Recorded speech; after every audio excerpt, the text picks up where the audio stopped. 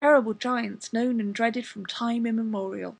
But at least we have passed through the gates, and have learnt that there is a world of wonder which we may visit if we will, and that it lies quite close to us, hidden in every dewdrop and gust of wind, in every brook and valley, in every little plant or animal. We have only to stretch out our hand and touch them with the wand of inquiry, and they will answer us and reveal the fairy forces which guide and govern them, and thus pleasant and happy thoughts may be conjured up at any time, wherever we find ourselves, simply by calling upon nature's fairies and asking them to speak to us.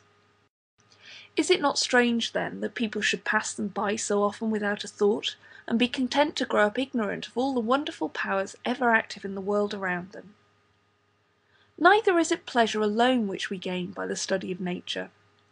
We cannot examine even a tiny sunbeam, and picture the minute waves of which it is composed travelling incessantly from the sun, without being filled with wonder and awe at the marvellous activity and power displayed in the infinitely small as well as in the infinitely great things of the universe.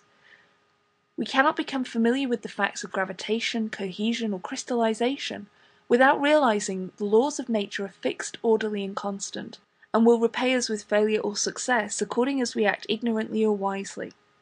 And thus we shall begin to be afraid of leading careless, useless, and idle lives.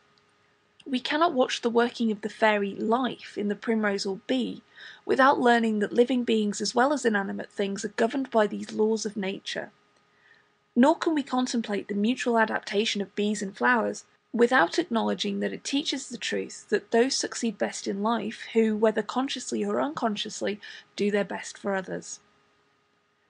And so our wanderings in the fairyland of science will not be wasted, for we shall learn how to guide our own lives, while we cannot fail to see that the forces of nature, whether they are apparently mechanical, as in gravitational heat, or intelligent, as in living beings, are one and all the voice of the great Creator, and speak to us of his nature and his will. End of Lecture 10. End of The Fairyland of Science by Arabella Buckley.